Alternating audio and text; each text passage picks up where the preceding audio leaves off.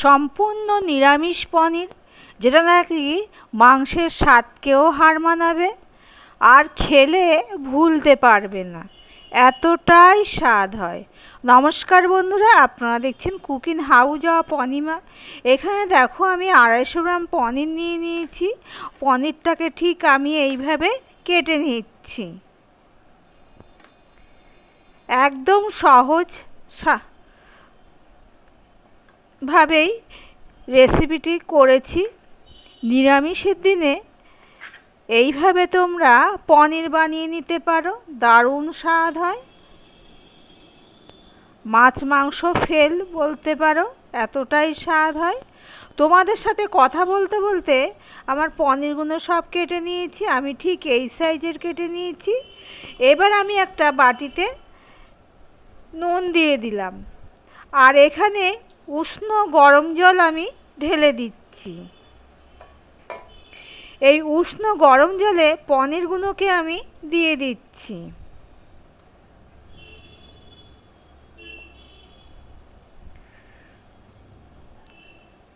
দেখো বন্ধুরা, এই উষ্ণ গরম জলে পনিরগুলোকে আমি দিয়ে দিলাম সম্পূর্ণটা। এবার আমি একটুখানি করে নেড়ে নিলাম। নুন জলটা আগেই নেড়ে নিলে ভালো হতো, তবে আমি এইভাবে চামচের সাহায্যে নেড়ে নিলাম। এবার আমি 10 মিনিটের জন্য এটা ঢাকা দিয়ে রেখে দিলাম। এদিকে দেখো আমি কি কি নিয়ে নিয়েছি। পোস্ত আর তিল আর 2টো কাঁচা লঙ্কা, এগুলো আমি মিক্সিং জারে দিয়ে দিলাম।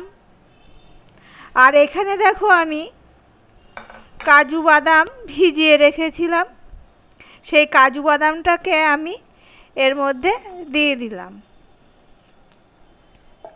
দিয়ে আমি প্রথমে শুকনো অবস্থায় গুঁড়ো করে নিয়েছি, এতে করে পেস্টটা ভালো হয়। তারপর আমি জল দিয়ে দিলাম, জল দিয়ে এবার একটা পেস্ট বানিয়ে নেব।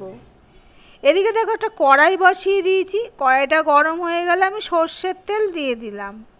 সর্ষের তেলে রান্নাটা আমি করছি, তোমরা চাইলে সাদা তেলে করতে পারো। এবার দেখো তেলটা গরম হয়ে গেলে আমি ফোড়ন দিয়ে দিচ্ছি।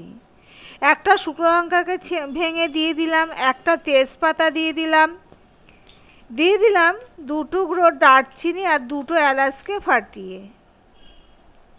গ্যাসের ফ্লেমটা কিন্তু সবসময় আমি একদম সিম করে দিয়েই কিন্তু বন্ধুরা ফোড়নটা দিই। এতে কি হলে ফোড়নটা কিন্তু সুন্দরভাবে ফোড়নটা হয়, পুড়ে যায় না। এবার আমি 1/2 চামচের মতন জিরে দিয়ে দিলাম। এবার ফোড়নটা হওয়ার জন্য আমি ওয়েট করব, যেহেতু একদম সিম করে দিয়েছি। ফোড়নের থেকে একটা সুন্দর গন্ধ বেরোলে আমি দেখো এখানে আদা পেস্ট দিয়ে দিলাম 1 চামচের মতো। বন্ধুরা একটা জিনিস খেয়াল করেছো নাকি জানি না, আমি কিন্তু ডাইরেক্ট আদাটা তেলে দিইনি, খুন্তির উপর দিয়েছি, নুন দিয়ে দিলাম, হলুদ দিয়ে দিলাম। আদাটা যেহেতু তেলে দিলে তেল ছেটে, সেই জন্য আমি ঠিক এইভাবে দিলাম। এতে করে কিন্তু একটুও তেল ছিটবে না। এটাই একটা রান্নার টিপস বলতে পারো। যাই হোক, আমি 30 সেকেন্ডের মতো আদাটাকে নেড়ে নিলাম। এবার আমি মশলা অ্যাড করছি। আমি দিয়ে দিলাম 1/2 চামচের মতন ঝাল লঙ্কার গুঁড়ো, 1 চামচ জিরের গুঁড়ো আর 1 চামচ ধনের গুঁড়ো, দিয়ে দিলাম হলুদ।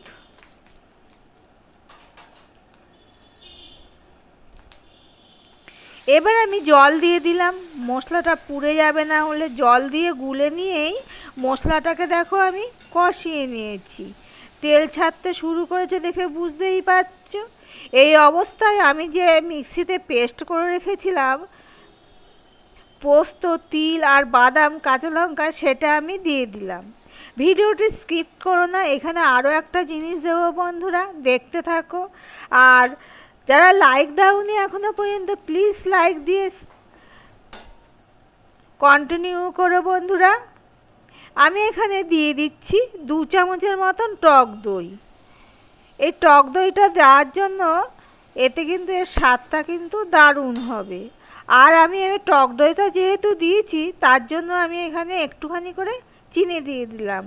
এখানে কিন্তু বন্ধুরা আরও একটা জিনিস দেব, স্কিপ করো না।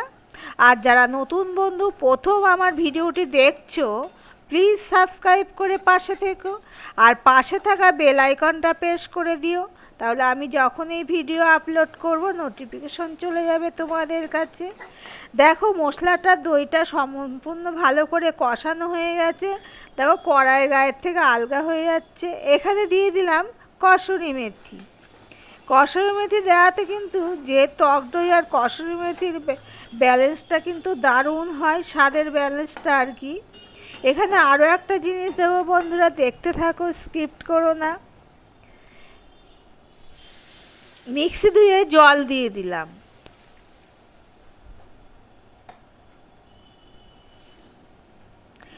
বন্ধুদের কাছে একান্তই অনুরোধ করছি, লাইকের পরে হাইপ অপশানটা আছে, প্লিজ প্রেস করে দিও, তাহলে আমার ভিডিওটি অনেক লোকের কাছে পৌঁছে যাবে।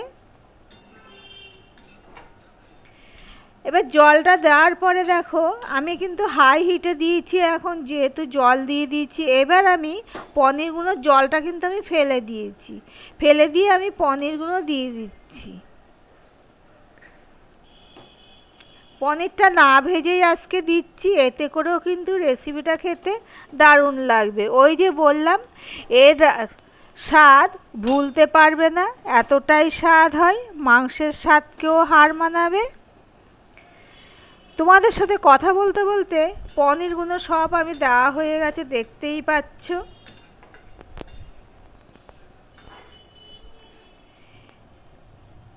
আমি প্রায় 3 থেকে 4 মিনিট আমি ফুটিয়ে নিয়েছি। নুনটা কম হয়েছিল তাই একটু নুন দিয়ে দিলাম। কালারের জন্য দিয়ে দিলাম কাশ্মীরি লঙ্কার গুঁড়ো। এটা অপশনাল, তোমরা দিতেও পারো নাও দিতে পারো।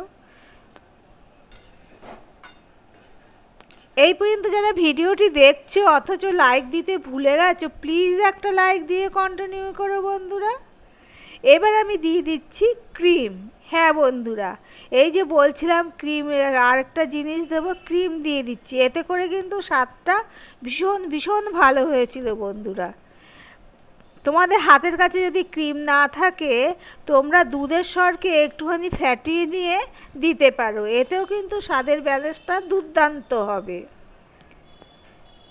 এবার আমি সবার শেষে দিয়ে দিলাম ধনেপাতা কুচি।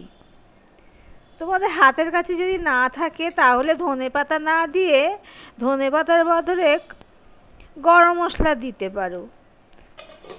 এবার আমি স্ট্যান্ডিং টাইমে রেখে দেওয়ার পরে তোমাদেরকে দেখাচ্ছি। দেখো বন্ধুরা কতটা সুন্দর হয়েছে, দুর্দান্ত স্বাদ হয়েছিল, মাংসের স্বাদকেও হার মানাবে, এতটাই স্বাদ হয়েছিল। সম্পূর্ণ নিরামিষ পনির, রসুন পেঁয়াজ ছাড়াই। তাহলে আজকের এই রেসিপিটা তোমাদের কাছে কেমন লাগলো অবশ্যই একটা কমেন্ট করে জানিও। আর যারা এতক্ষণ পর্যন্ত আমার সাথে আছে তাদেরকে অসংখ্য অসংখ্য ধন্যবাদ এইভাবে সাথে থাকার জন্য। আমিও সবার সাথে আছি। তাহলে আজকের মতন ভিডিওটা এখানেই শেষ করলাম বন্ধুরা, টাটা।